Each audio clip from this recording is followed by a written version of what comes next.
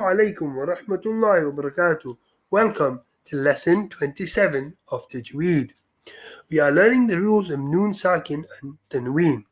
And now we will learn about idghaam. Idghaam means to play the next mutaharrik letter after a Noon Sakin or Tanween in place of the Noon Sakin or Tanween. In other words, you don't say the Noon Sakin or Tanween. You completely miss it out, and you instead say the letter afterwards. There are two types of idgham: idgham without gunna and idgham with gunna. In idgham without gunna, you miss out the noon sakin or tanween, and you don't do a gunna either. With idgham with gunna, you miss out the noon sakin or tanween, but you still do a gunna.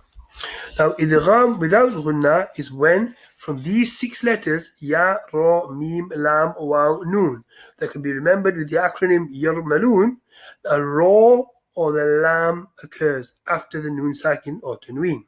In that case, you will not say the noon sakin or tanween, and instead say the letter afterwards.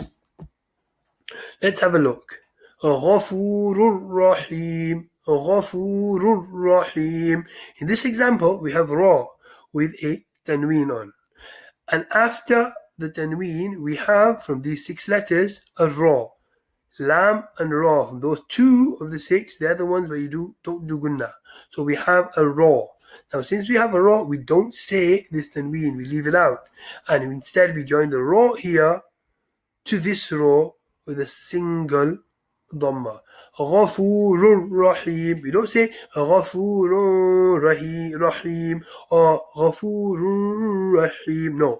Ghafurur Rahim. There's no gunna and there's no tanween. Another example is Min ladunhu. Min ladunhu. You would have noticed you could not hear the noon sakin sound. There's no min, there's no sound at all. Instead, the mim joins directly to the lam, and we say min ladunhu, min ladunhu, min ladunhu. Now, the second type is idgham with gunna. And this is when, from these 6 letters of yarmaloon, you have a ya, a mim, a waw, or a noon. When you have these 4 letters coming after a noon sakin or a tanween, then you will not say the noon sakin or tanween just like before, but this time you will do a gunna. You will do a gunna. So for example, here we've got may yaqulu, may yaqulu. We've got noon sakin followed by ya. Ya is one of those 6 letters, and it's not a ra or a lam.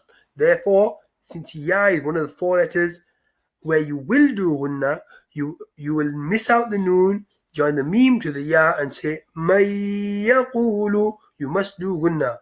May yaqulu, may yaqulu. Another example is rasulam minhum, rasulam minhum. Here we have tanween followed by mim. Mim is one of those 4 letters from yarmaluna, and it's one of the 4 in which you will do gunna. So again, we will ignore these 2 fathas.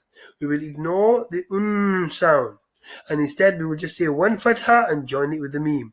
Rasulam minhum. There's no sound. It's not rasulam minhum. That's incorrect. There's no sound. It's rasulam minhum. Rasulam minhum. Note, however, that there are 4 words in which this rule does not apply. There are 4 words in the Quran in which this rule does not apply. These 4 words are sinwanun, qinwanun, dunya, bunyanun. We would have expected siwanun, qiwanun, dunya, and buya, but that's not what happens. We don't combine this. We don't ignore the noon sakin and combine the sword to the waw, or the qaf to the waw, or the dal to the ya.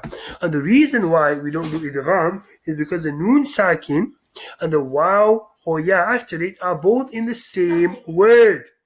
And idgham only applies when the noon sakin and the other letters are in two separate words. So you'll see here we've got the tanween in one word, and then we've got one of those 6 letters in the next word.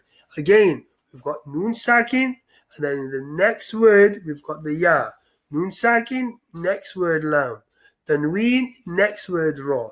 Over here, noon sakin and the next letter are in the same word. Therefore, we will not do gunna.